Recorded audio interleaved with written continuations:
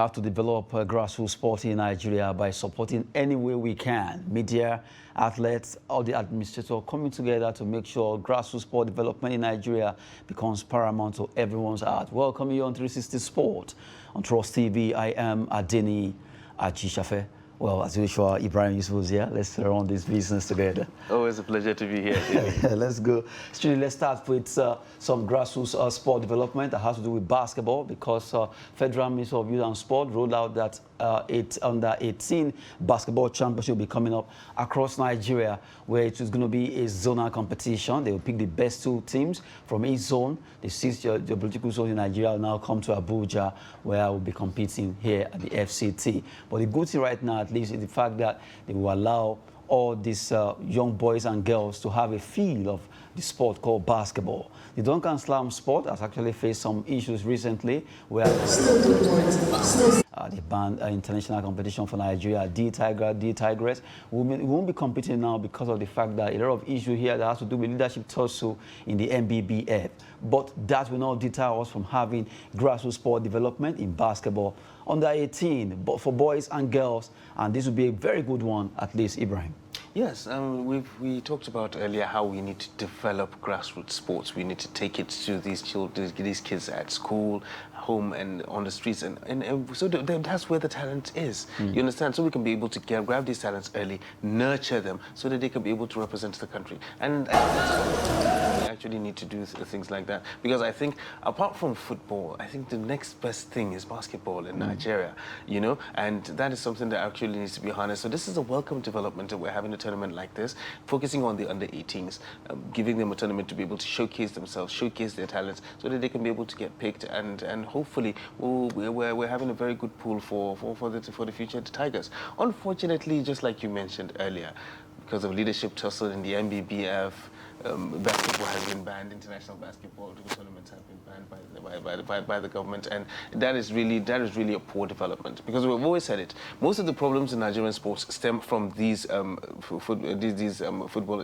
sports associations. That is where the problem lies. You have leadership tussles here and there. There's almost no association that is devoid of one or two problems, and that is something that needs to change. Our administration of sports needs to change before we can be able to say we're heading where we need to get, and that is something we really need to look at. Because unfortunately right now, all right, basketball has been banned for this period of time, and which means the sport will suffer.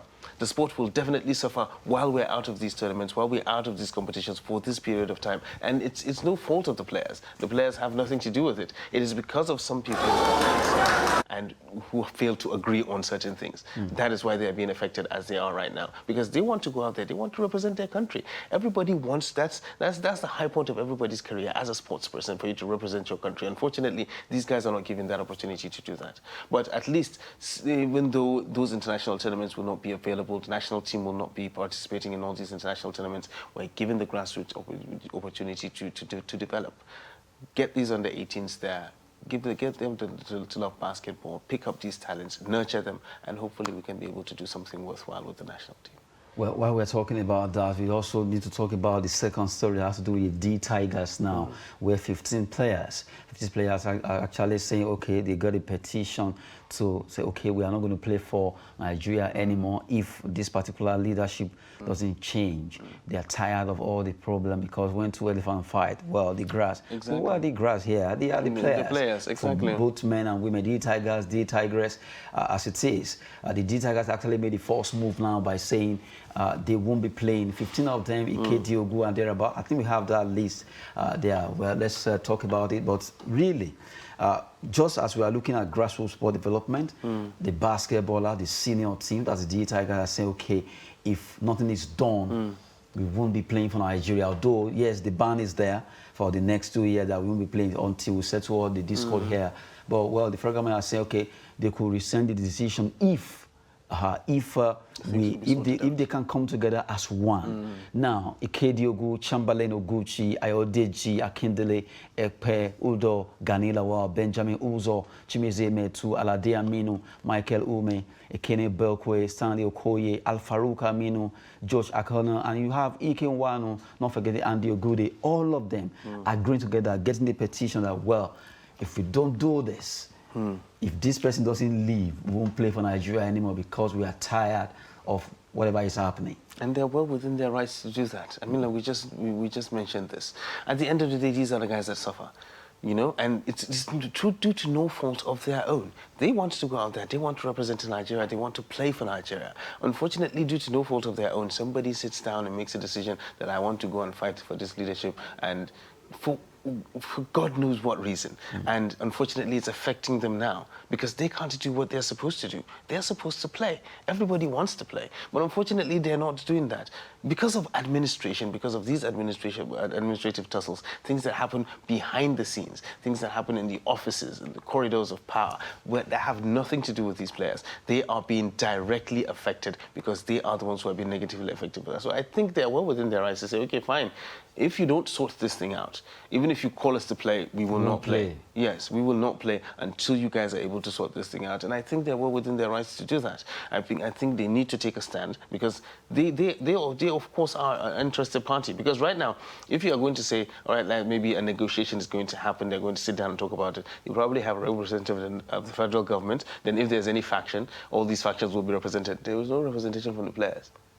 The players will not be part of it. They will not be part of those discussions.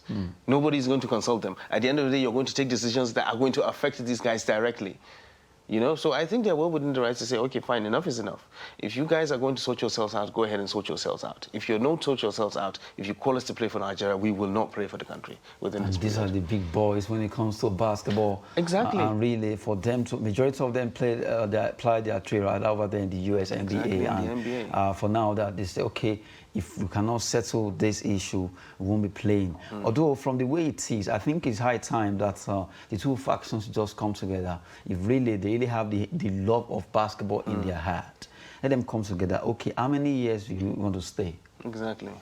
It's 4 years, it's 3 years, let's agree. Okay, no problem. We've agreed, you go, but after this I'm contesting. If I'm going to win, good one. But if the two of them cannot agree, well, it means in the next 2 years, we may not see the Tigers exactly. competing. Meanwhile, one of the stars then says that, well, from the way it is going, it is possible that Nigeria may not even get to play basketball till 2029 because we're only looking at 2 years. What platform, what are the competitions on ground to get teams for Nigeria after 2 years? Exactly. Most of these players, some of them will be old. We need to get others to inject them. Then we begin to look for others again. Before you know it. Meanwhile, within these 2 years, there are tournaments that are going to come up. Qualifiers will be played. Qualifiers will be played. Some of these tournaments are qualifiers for other tournaments. You understand? So within these 2 years, we're all going to participate in all these things. And after that, it's after the 2 years that we're going to say, okay, fine, let's sit down, let's look at it. Do we even have a team? You know, because just like you talked about it, within these 2 years, a lot of these guys would have retired. You know, some of them would have just simply lost interest and say, okay, I'm not doing this anymore. You understand? So that's when we're going to sit down and say, okay, fine, do we have a team? Are we going to rebuild a new team? Are we going to get the old guys back and whatnot? All this. And then you made a very good point earlier. You talked about these people having the interest of basketball. Do they? Do they? That is the question that we need to ask ourselves. Why are they fighting? Are they fighting? If truly they love this exactly. sport. Are they fighting because the sport is not where they want it to be? Because they are hurt that the sport is not where it should be, and that is why they are fighting to actually make it better. Is that the reason? For position. That is simply the issue. You understand? The entire basketball wing of Nigerian sports is being held to ransom by a few individuals who are driven basketball in Nigeria, but by something else, totally motivated by something else, and that's why they're holding Nigerian basketball to ransom, to the extent that right now the federal government feels that there is no hope but for the best thing to do is to withdraw from competition. Simple, to ban the country from participating in basketball tournaments because of a few individuals. How many people does this thing affect? How many players does it affect? Even us as look at our ladies, at least World Cup is coming in Australia. Exactly. Right now, they they're out. They need to prepare. They need to play games. They need, they need to get in shape. They are not there. They probably will not be able to go. How will that affect them as players? Even we as fans, we look forward to seeing our teams participate. We look forward to cheering the Tigers, Tigresses. We look forward to following them. Even that, we are denied that by a few individuals. You understand? So do they really have the interest of basketball at heart? They do not. They are driven by other things, other motivations that is not the love of basketball, and that is quite unfortunate. Hopefully we can just get things right. Well, that has to do with basketball. Well, like I always say, the monster behind that sport in Nigeria just has to be crushed. And it has to be that people just have to drop their ambition and let the sport reign. The game must be respected.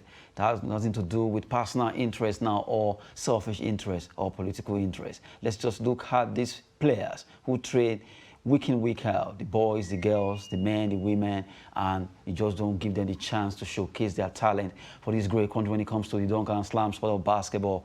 Well, now let's move through to talk about English Premier League. Matches will be coming up this evening in the Premier League. Let's look at those games. Everton, Crystal Palace, Aston Villa, Burnley, and you have Chelsea, Leicester City. Those are the games that will be coming up. The league is really wrapping up, and this weekend will be the main icing on the cake. But for tonight, Everton, Crystal Palace. Massive game. Massive game. Because, I mean, like... The Disney Park is ready for action. Everton needs to win. They must just win. Have to. Yes, they must win. I mean, like, for a team that has never been relegated from the Premier League to be in this position that they are in right now. Yes, well, they've had some near misses. Yeah, they've had some final day escapes over the past couple of years, but we never saw this coming. Really, at the beginning of the season, yeah, Everton were not playing very well, but nobody actually I never saw them in a relegation scrap. I really never saw them in a relegation scrap, and it will be a disservice to English football if Everton were to go down. Well, let them where they want to go. There's nothing you can do. No, it has to do with the players anyway. The players themselves caused this. Yeah, exactly. Just like, what's the name of that player? Granit Xhaka was talking about Arsenal, that he expected much from the entire squad, including himself. He wasn't trying to separate himself, that all they needed to do was to play better football to get results. So for Everton being in this position, struggling to see how they can just come up, that has to do with the players. Yeah, it's a mentality thing, you understand? It's actually a mentality thing, because Everton, they've been mid-table for so long. You know, Everton are so contented. Yes, contented with staying in the Premier League. Anything from 8, 9, 10. Exactly. Maybe 6. Maybe they during might get the time 6. Of the Yobo and all the likes. But now it's 8, 9, 10, 11, 12. If they could actually get 6th or even 5th, we're fine. Actually there. We're cool with it. They haven't been able to make that push towards, okay, fine, let's make a run for this. Let's challenge for this. Let's see if we can be able to get up there with all the rest of them. And unfortunately, we that were waiting to see Everton make that leap, they actually made a regression, and now they are battling relegation, which is terrible. It's really not a good thing for us to see, because Everton is a massive team in England. It's a very, very massive club. It has loads of followership and amazing history, and to see them drop down to the lower league is not something that some of us actually want to see. So Everton, Crystal Palace, massive game. Burnley are also playing. They are also in a relegation scrap. Aston Villa, Burnley. Yeah, exactly. Burnley are in a relegation scrap. You see, that was the team that we actually saw maybe fighting for relegation this season. That was Aston Villa at the beginning of the season. And now look at how Villa are comfortable now. You understand? Definitely, it's me. Like I look at not everyone is actually meant to be something. Like let's say Gerrard, Lampard. Gerrard came from Rangers to Aston Villa, and he has been able to at least up the game of that club. Meanwhile, look at Lampard. Lampard is struggling with his career. Lampard is not supposed to be a manager? With his coaching career. I think it's just struggling in Chelsea. I think it's a question of bad timing when it comes to Frank Lampard. Yes. So everything he has been facing bad time in all the clubs he's gone to. How many clubs has he gone to? You understand? Exactly. What about Derby? Was he not in Derby? I think it was Wayne Rooney though. You understand? So the thing is, Lampard came to Chelsea at a time when he wasn't ready. He really wasn't ready. Since he actually wasn't ready, why did he stay back and wait for him to be ready before he takes Everton job? But it's an opportunity. It is an opportunity for you to remain there. For you to stay. It's not every opportunity that you actually jump at. For you to stay in the limelight. And by the time that he came to Everton, Everton was already sinking. I'm sure he hired you as his PRO. No, I wish he had. I mean, like then you get some pounds and share with me. Exactly. Good one. We've been talking some Everton versus Everton really struggling to see how how they can just get their game up still in the EPL, because right now they are seriously battling relegation, and it's not really too good for that club, who we know that, yes, they are contented with mid-table, but this time around they are struggling not to even get out of EPL to play in the Championship. Well, Chelsea is another team that you look at for tonight. Well, Chelsea, they secured their top three status, so I think it wasn't really what we thought at the beginning of the season. At the beginning of the season, we actually thought it would probably be a three-horse race, you know, with City, Liverpool, and Chelsea. Yes, and then all of a sudden, you know, within the space of a couple of games, Chelsea were totally out of it. As in, they were completely out of it. Would not even a shout, you know, would come no prayer whatsoever for Chelsea to do something else. Because at the beginning of the season, we had so much hope for them. And when they came in, first games of the season, they were, you know, taking on all comers, beating everybody left, right, and centre. And then came that period where they just went to sleep. And right now, they still haven't woken up, you know. Sometimes they get a jolt here and there, and then come back, and then at the end of the day, they go back to sleep again.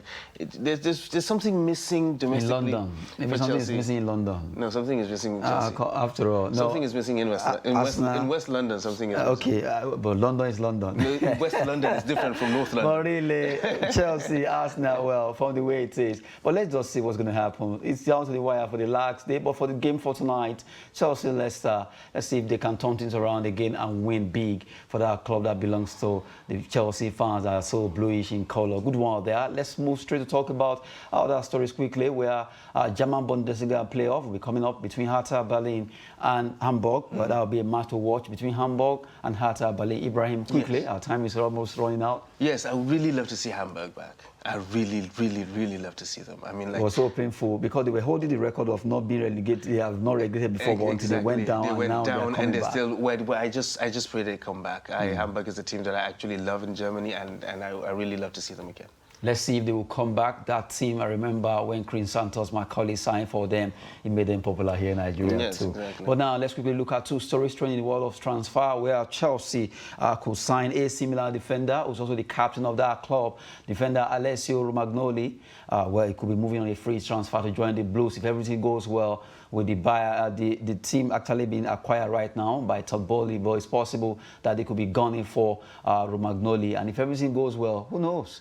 Maybe we'll be joining them. Yeah, there's lots of speculation surrounding Romagnoli. The only thing that is certain right now is the possibility of him renewing with Milan, which is a very, very far possibility. There's actually little chance that he might actually renew, because he's probably most likely been replaced. They have got the Tomori Kalulu combination now in central midfield. Kia will be coming back, so Romagnoli is actually surplus requirements. But there are lots of rumors: Lazio, Barcelona, even Juventus at one point. So we just have to wait and see. Well, that's for that particular club, Chelsea. Now, let's look at Ten Hag, who has actually been announced as the manager of Man United. He's interested in two players. He wants to get Lisandro Martinez of Ajax, and also Lazio Sergei Milinkovic-savic, is what they call SMS.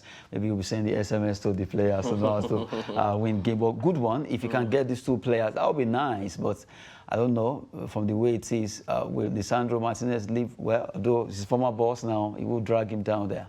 Yeah, well, it's a lot of things that depend on the relationship between him and the players, you understand? Because I think lots of the things that happen to do with Manchester United right now happen to do with the mentality of the players. Maybe if he can bring his own guys into the fold, then he might be able to turn things around. But I still maintain Ten Hag does not really know the enormity of what lies in front of him in Manchester United. He just has to get, when he gets there, I think that's big.